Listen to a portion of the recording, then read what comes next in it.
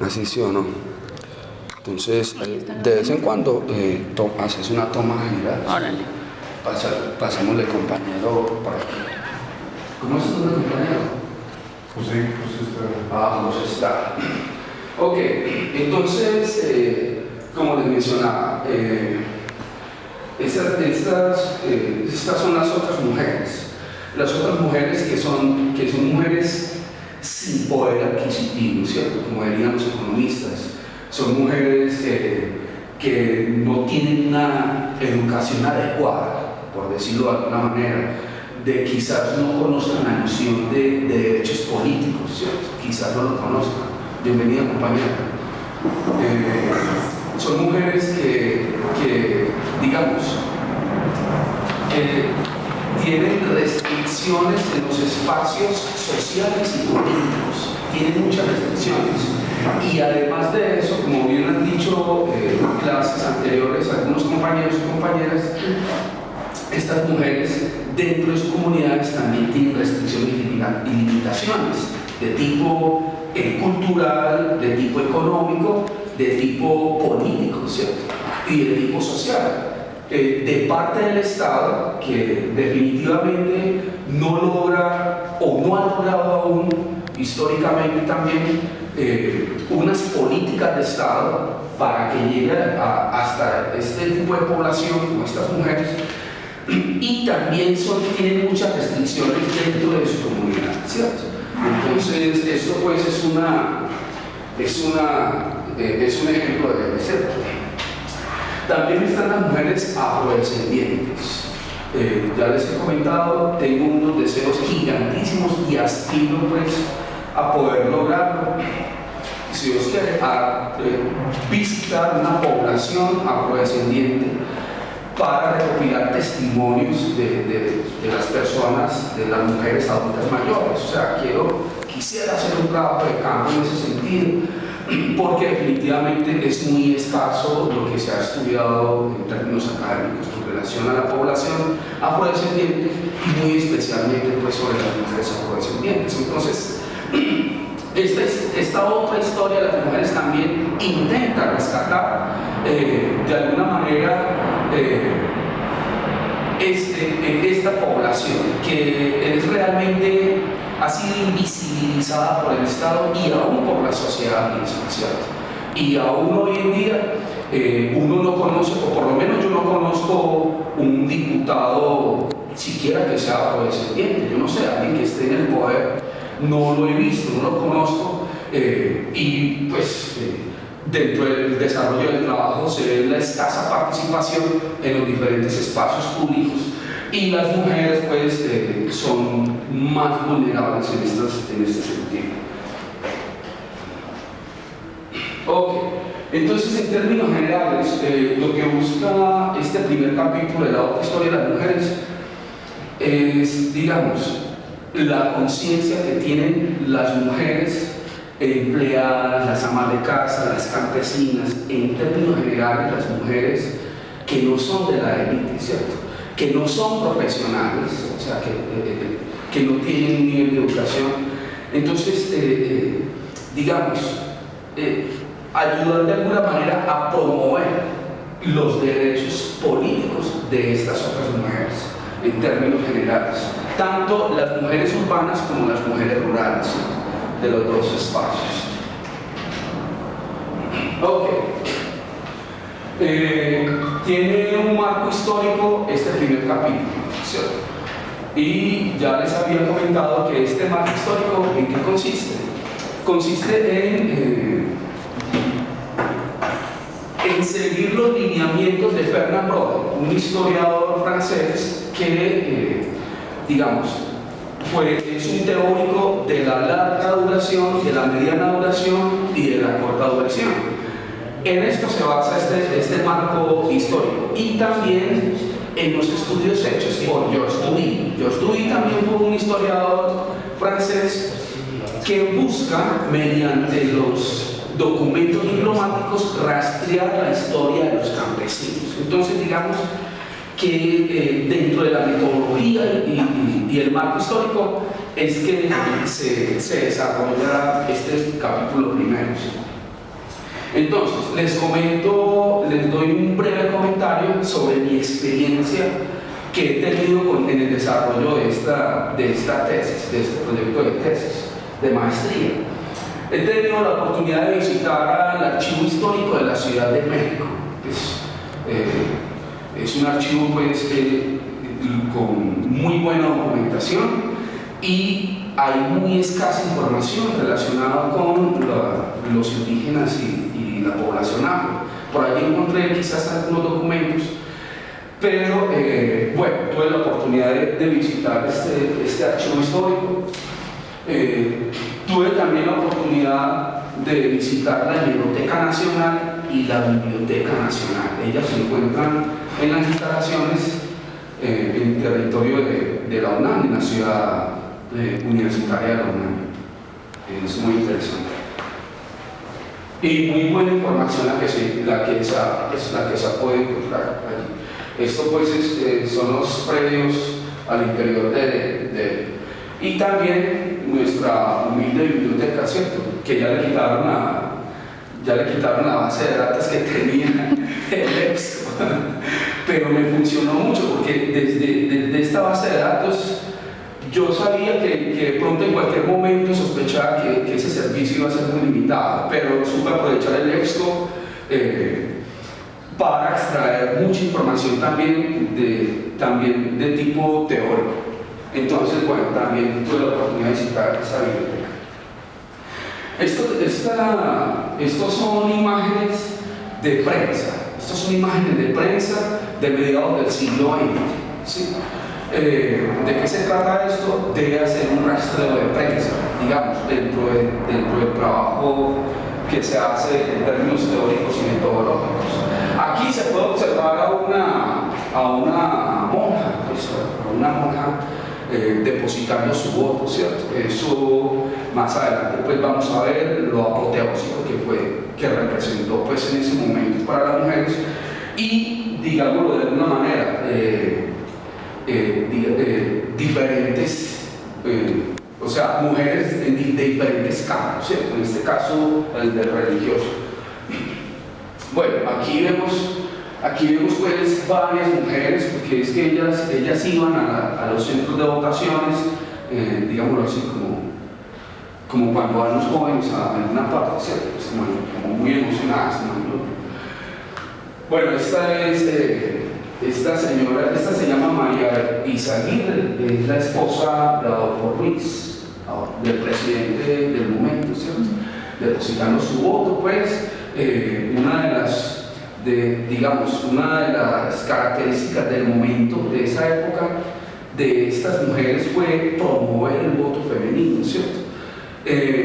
Las fotos que se registran generalmente son mujeres de la élite, ¿cierto? Pues, las esposas de los grandes dirigentes políticos, damas actrices, ¿cierto? O artistas, o de la alta burguesía. Entonces, pero también, digamos, lo positivo de esto es que ellas de alguna manera buscaban motivar a las demás mujeres, ¿cierto? Motivar a las demás mujeres para que participaran pues, en las votaciones. Aquí pues ahí vemos más imágenes. Es muy difícil pues porque como no existe, no sé, no pude acceder a la prensa física, sino que eso está en unos formatos, yo no me acuerdo cómo se llaman, entonces así aparecen las imágenes. Es muy casi imposible. Son los relativos. Exactamente. De las fotos. Eso, más o menos así. Pero bueno, le da a uno la idea de lo que fue las personas en esa época. Entonces, dentro del primer capítulo que allí pues, el compañero estaba observando, está este título, pues se inicia con este título, la otra historia de los derechos políticos de las mujeres en México. Entonces, aquí lo que se efectúa es una especie de recorrido multicultural. ¿En qué sentido? Aquí se van a mencionar lo que lo que es el sistema democrático, ¿sí? La noción de la democracia, la noción de participación política.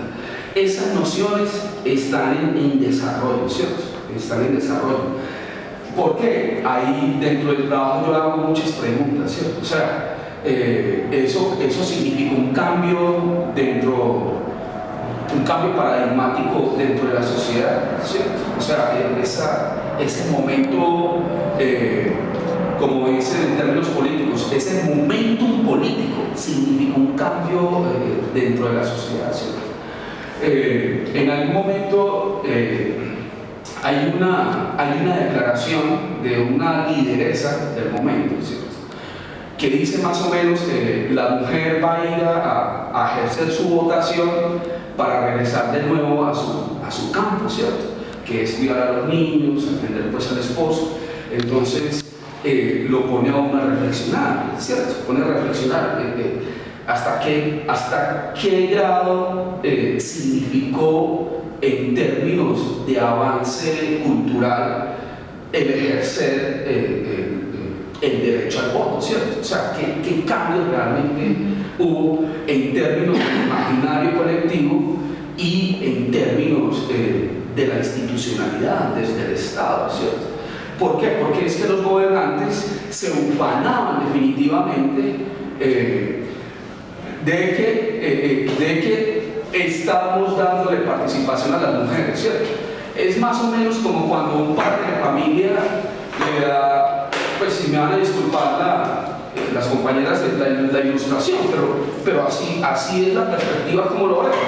Es como cuando un padre de familia le da a su niño un regalo nuevo y el padre de familia se ufana, ¿cierto? Mira, le di un obsequio nuevo a mi hijo y mi hijo todo feliz y contento. Pues más o menos sería como una comparación allí para ilustrar, bueno, hasta qué grado significó realmente el ejercer esa elección y hasta qué grado permeó en la sociedad en general la conciencia de participación política, ¿cierto? Entonces aquí se va a hablar pues de esos otros, de esa otra historia de los derechos políticos de las mujeres en México. Esto, digamos, México en términos generales, pero ya dentro del proceso del capítulo primero veremos la idea es estudiar específicamente a Ciudad de México en términos particulares, ¿cierto? México en el ámbito nacional en general y la Ciudad de México en términos particulares. Entonces, tenemos este segundo título, las sociedades de beneficencia, un universo femenino. Dentro de las reflexiones que se hacen en el campo, en el ámbito político de las mujeres, he podido reflexionar sobre el asunto de las sociedades e instituciones de beneficencia. ¿Por qué? Definitivamente para las mujeres de la élite, de la alta burguesía, la sociedad de beneficencia era un ámbito político en donde ellas se reunían, en donde ellas eran las que se empoderaban y tomaban, digamos, se puede decir que fue uno de los, fue un factor en donde emergió y maduró la conciencia política de las mujeres, especialmente de las lideresas dentro de las clases altas, dentro de las clases burguesas. Entonces, un universo femenino, o sea, en el sentido de que ellas, por lo menos dentro del ámbito de la alta burguesía, ellas tomaban decisiones, ¿cierto? Eso es un factor importantísimo y donde ellas tenían, digamos, alguna representación en el ámbito político, ¿cierto? Es bastante interesante esto de la sociedad de beneficencia. Este es otro de los títulos que tiene el capítulo 1, ¿cierto? La Santa. Alabanza o feminismo político o término despectivo hacia las mujeres. Lo mencioné porque más de un investigador académico insiste en este calificativo hacia las mujeres que se tenía. Desde muchísimo antes, mejor dicho, se podría decir que desde la Edad Media, cuando los hombres querían decir algo bonito de sus esposas, ¿cierto? Algo bonito de sus mujeres. Su calificativo era la santa, ¿no? Mi esposa es una santa, ¿sí? Y los investigadores académicos recalcan muchísimo ese asunto, lo asumen como necesariamente una alabanza a lo que eran sus esposas. Y eso también sucedía mucho dentro del siglo XIX y dentro del siglo XX. Entonces, se puede encontrar que resulta que la santa también era un término despectivo que los hombres hacían hacia las mujeres, ¿cierto? Y todavía hoy en día nosotros podemos ver de pronto algunos ejemplos de eso. Es decir, se califica con ironía la santa y eufemismo político. ¿Por qué? Porque ustedes saben que los dirigentes políticos, con el fin de obtener un apoyo amplio dentro de la sociedad, entonces debe calificar a las mujeres como santas. Es decir, eso sería como la máxima calificación que se le daría a las mujeres. Entonces, lo que se estudia, lo que se pretende aquí es estudiar, digamos, esa noción, esas calificaciones que se le dan a las mujeres.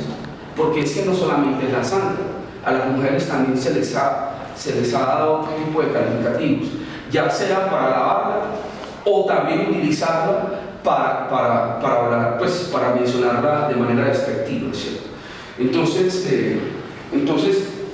bueno, también se tiene como referente a María, ¿no? Pues el asunto mejor dicho, tiene connotaciones religiosas este término, ¿cierto? Ok. Bueno, dentro del capítulo 1 también se menciona este título, mujer trabajadora, mujer política, ¿cierto? Digamos que dentro de los archivos lo que uno puede encontrar es que las mujeres son comerciantes, ¿sí o no? Las mujeres son, digamos, son comerciantes, son trabajadoras de empresas, de fábricas, ¿sí? Son empleadas domésticas. Encuentra uno participación de las mujeres dentro del ámbito económico cuando las mujeres, por ejemplo, montan una empresa, ¿cierto? Eso se puede observar, pero no sucede lo mismo con la mujer política. Es decir, no encuentra uno dentro de los archivos que se menciona de la iniciativa política de la mujer. Eso va a suceder, digamos, por lo menos dentro del periodo del siglo XIX.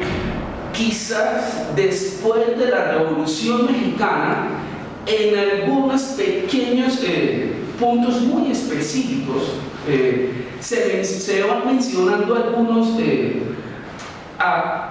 digamos, algunos comentarios de mujeres que empiezan a emerger con iniciativas políticas. Pero digamos que en promedio, uno podría decir, la población femenina en general, las mujeres en general, es prácticamente invisible dentro del ámbito político. Y esto va a suceder casi prácticamente hasta mediados del siglo XX.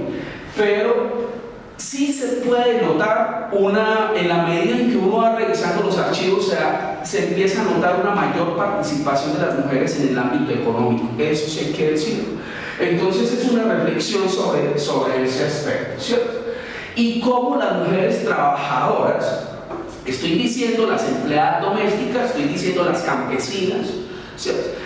Y en términos urbanos, porque es que ni hablar del área rural, en el área rural, que son las mujeres indígenas, que son las mujeres afrodescendientes, siguen invisibles aún después de efectuada la participación política en 1955. Entonces, reflexiones sobre todo esto, ¿cierto? ¿Por qué? Porque los dirigentes políticos se siguen ufanando. Uno observa dentro de los discursos, dentro de las declaraciones, de que las mujeres ya tienen sus espacios, de que ya las mujeres son protagonistas. Pero ¿quiénes son esas mujeres?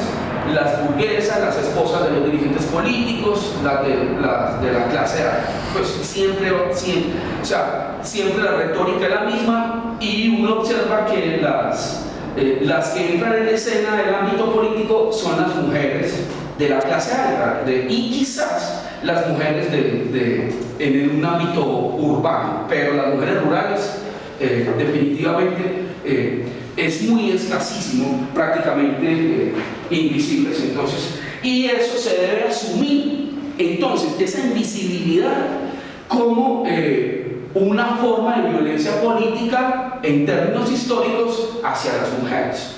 A eso apunta entonces la reflexión, ¿cierto? Ok, 1955, este es el otro título que tiene el capítulo primero, el año cero de la participación política de las mujeres en México, ¿sí?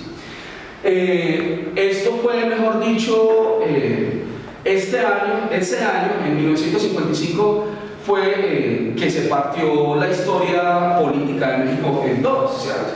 El antes y después de 1955. Dentro de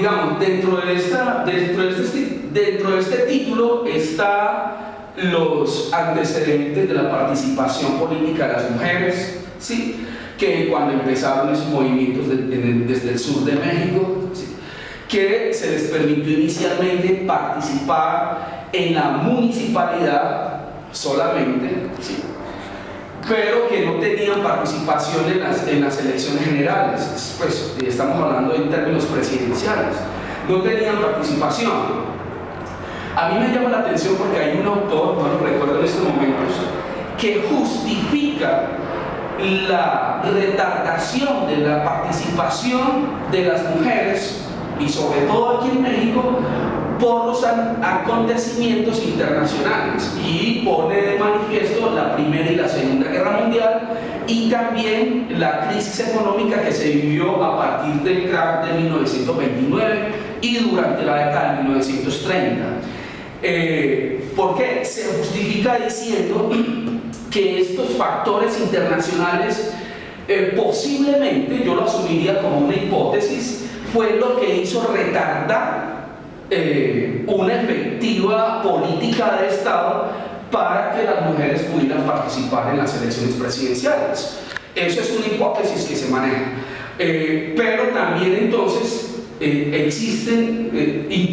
valdría incluir otras hipótesis, como por ejemplo el hecho de que los intereses políticos de algunos dirigentes impidieron de manera arbitraria que las mujeres todavía pudieran ejercer ese derecho a la participación política general.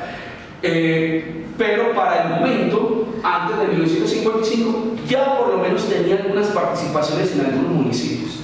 Entonces, después de la Segunda Guerra Mundial, después de la Declaración Universal de los Derechos Humanos, es que entonces ya, digamos, las naciones o los gobiernos en América Latina en general, porque por esta época otros gobiernos en América Latina también van a permitir, y también pues por las presiones de los movimientos de las mujeres, ¿cierto? O sea, hay que tomar en cuenta esos varios factores. Siempre no existe un solo factor, no existe nunca una sola causa.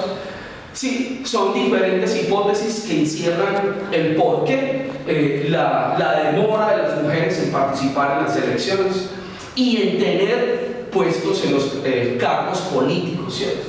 Entonces, 1955, entonces, las mujeres ya pueden votar a las presidenciales en México, ¿cierto? Y esto se convierte, también es aprovechado por los dirigentes políticos para mostrarle al mundo que ya la sociedad de México está progresando, que ya esto aquí se está civilizando muchísimo más. Es decir, como los dirigentes políticos lo asumen, digamos, aprovechan esta coyuntura, este momentum político de las mujeres para provecho político de los dirigentes de los principales partidos que habían en ese momento, ¿cierto?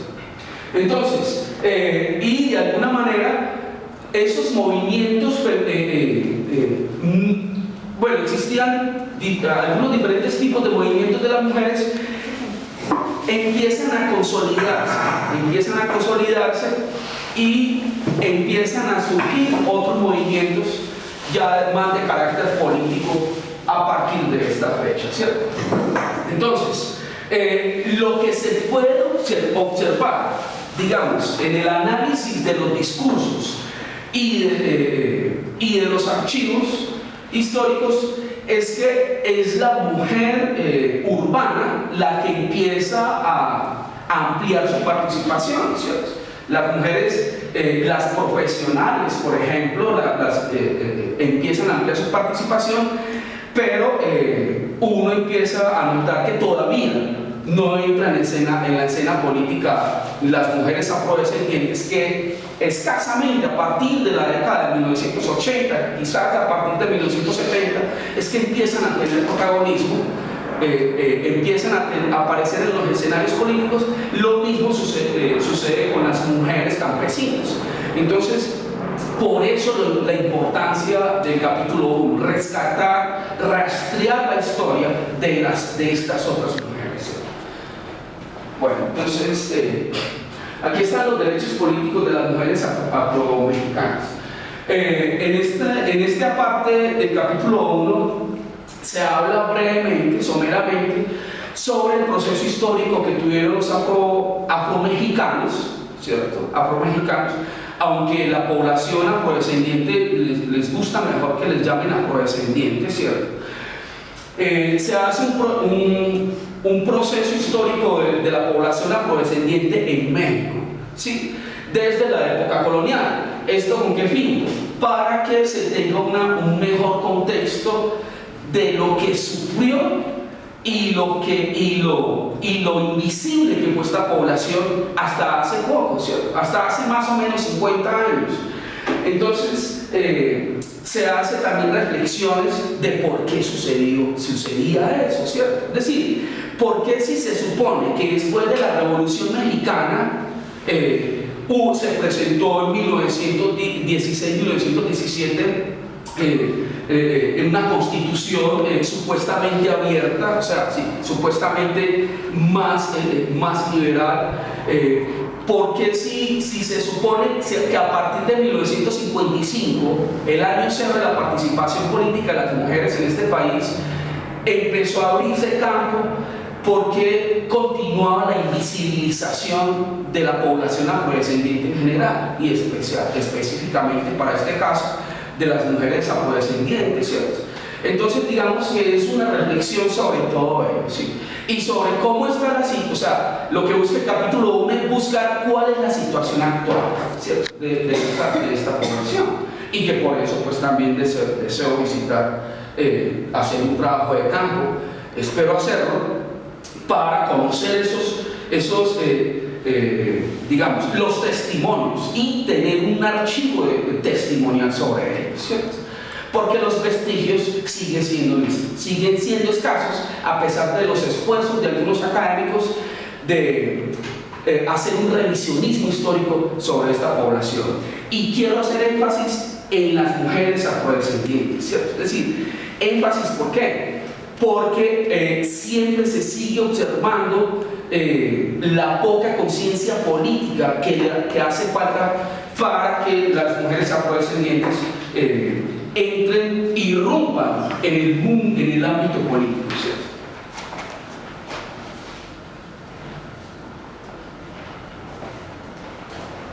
Ok, esto se podría considerar un subtítulo de lo que vimos ahorita en la pasada imagen, las masas negras. O sea, ¿quién pone los calificativos? ¿Quién categoriza a los sectores sociales? ¿Quién es el que jerarquiza? ¿Quién es el que conforma los estamentos? Siempre han sido la élite social, la burguesía, la alta burguesía, los grandes terratenientes, los grandes dirigentes políticos. Ellos son los que definen. Esta clase es la clase de los peones de las haciendas, esta clase es la clase de las masas negras, esta clase es la clase de las mujeres santas, ¿sí? Que en la mayoría de estas calificaciones son despectivas, así de sencillo. Yo me atrevo a afirmar, digamos, una hipótesis que también quiero entrar, que mucho de las nociones hacia las mujeres que se tienen hoy en día, ¿cierto? En términos políticos, porque siempre voy a hablar en términos políticos, porque hay que entender que el ámbito político encierra la cultura, la economía, o sea, encierra las relaciones de poder en todos los estratos sociales. Entonces, muchas de las nociones que se manejan hoy en día, específicamente dentro de la sociedad mexicana, en esas categorizaciones, en esos calificativos, en esas jerarquizaciones de la sociedad, viene muy arraigado desde la colonización, o sea, desde la colonia, cuando los españoles aún estaban acá, cuando esto todavía era Nueva España. Entonces, ¿por qué? Era, digamos, la sociedad española en su momento era una sociedad férreamente, digamos, estabilizada, ¿cierto? Algo demasiado férreo. Entonces, ¿Demasiado férreo? o sea, era estamental la sociedad, ¿sí? O sea, era muy arraigado las categorizaciones. Entonces, después de la independencia mexicana, los burgueses, pues la clase, la élite, heredan prácticamente de manera intacta esos imaginarios, esa cultura, y ellos entonces son los reemplazantes de los españoles y son los que van a hacer los calificativos, las categorizaciones, las jerarquizaciones, y eso empieza a derramar, como decía un sociólogo, empieza a derramar al resto de la sociedad. Entonces, claro, ya entre los campesinos existen distinciones, ¿cierto? Ya aún dentro de los esclavos de la población afromexicana empieza a haber categorías. Entonces eso se contagia, ¿cierto? Se contagia. Y de alguna manera los imaginarios de este grupo social, de las élites, nos contagia también a nosotros esos imaginarios. Y de alguna manera todavía continúan algunos vestigios de esos calificativos. Es una reflexión también que se hace con relación a ese tema, ¿cierto? El capítulo 1, por el momento, finaliza con la educación como política de Estado, ¿cierto? ¿Por qué? Porque encuentra, se descubre en los archivos prácticamente una educación nula, un analfabetismo que podría redondear perfectamente en un 90% de la población mexicana. Y esto, los más afectados, claro, son las clases bajas, y dentro de ellas, pues, a las mujeres. Entonces, ¿por qué? Porque para entender, para dar una respuesta, por lo menos aproximar, porque no va a existir una respuesta totalizante, es la falta de una educación, así hay que decirlo. ¿Por qué? Porque a falta de educación no hay conciencia política, y a falta de conciencia política, entonces no va a haber derechos políticos, no va a haber participación dentro del ámbito político, y digamos, en relación a eso, las mujeres son más vulnerables en ese sentido, ¿cierto? Es decir, podría ser una hipótesis más de la demora de esa participación de las mujeres en las elecciones presidenciales en este país, ¿cierto? Esa falta de educación, y también se entra en reflexión un contexto histórico sobre cómo han sido esas políticas de Estado respecto a la educación, ¿cierto? Ok, entonces permítame, yo voy a buscar un segundo aquí un datito. Ok, entonces esto es una imagen de una película. Bueno, Nando me inspiró para también tomar algunos digámoslo así, algunos aspectos literarios y de otros campos, porque uno no lo ve.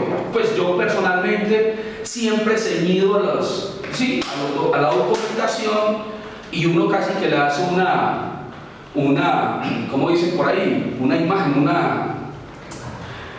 pues casi que uno idolatra pues al documento, ¿cierto? Pero existen otros campos.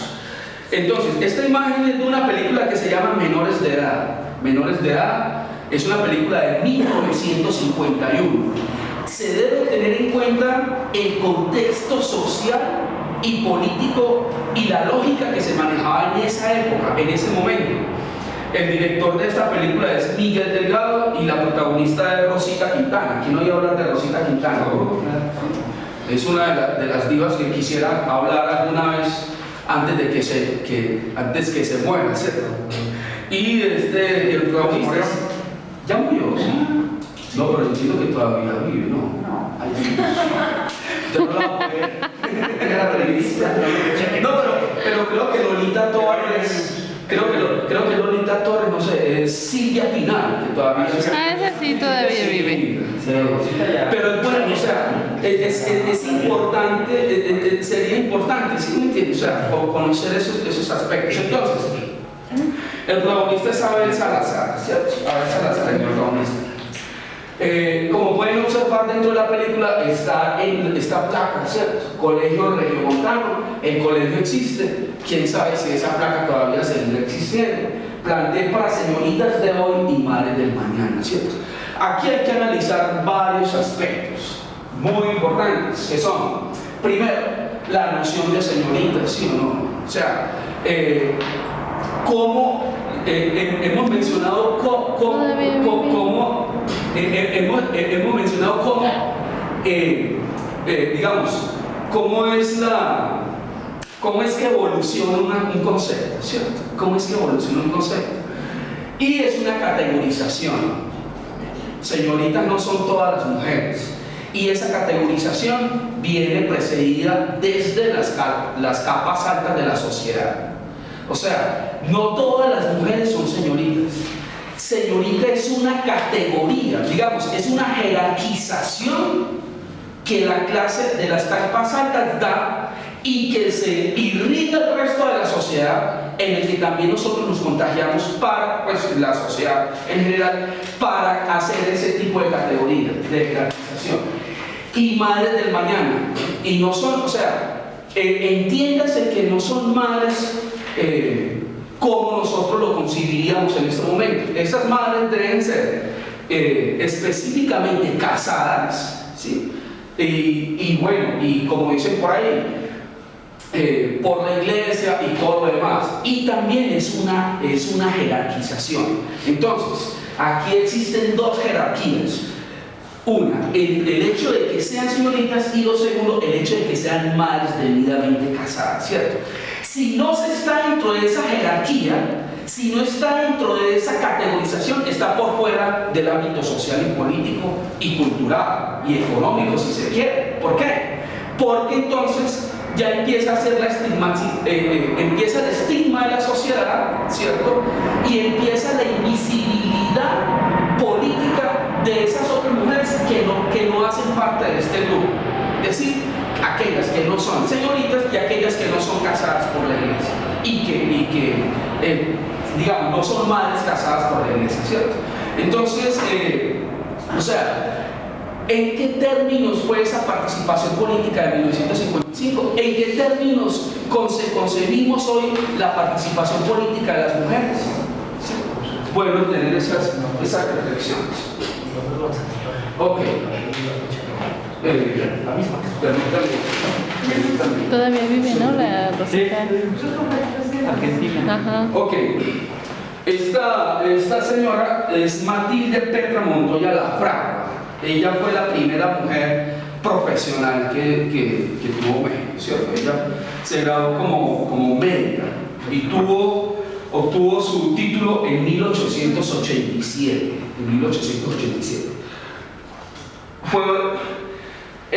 O sea, a mí me llama la atención cuando esta mujer, digamos, alcanza este gran logro, porque eso, imagínense, la primera mujer profesional de este país, ¿cierto? ¿Por qué? Porque lo mismo que sucedió en 1955 con esa primera participación de las mujeres en las elecciones generales presidenciales, sucedió en 1887 con esta señora, Matilde.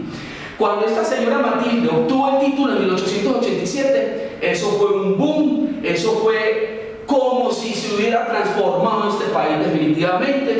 El señor Porfirio Díaz, no sé si finalmente asistió a la graduación de esta señora, y la prensa, mejor dicho, los archivos la muestran como algo apoteósico, algo grande que sucedió en este país, lo muestran como si fuera un cambio estructural, ¿cierto? Entonces recuerda lo mismo que sucedió en 1955, ¿cierto? Recuerda lo mismo que sucedió. O sea, ¿cuánto tiempo pasó de 1887 a 1955, ¿cierto? ¿Cuánto tiempo? ¿Ha significado lo mismo para nosotros hoy esa participación política de las mujeres? Es bueno tener esa reflexión, ¿cierto?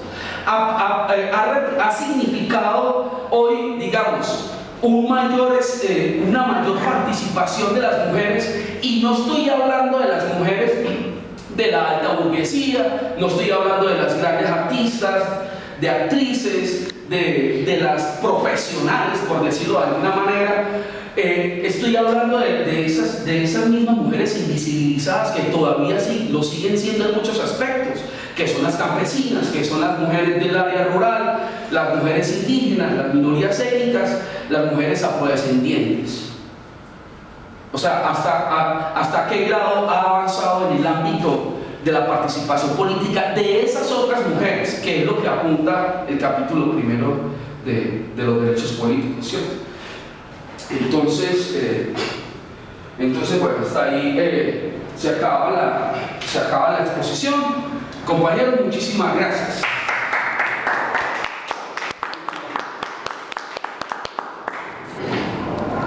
Bueno, vamos a pasar a la invitación a partir de cuestiones, ¿no?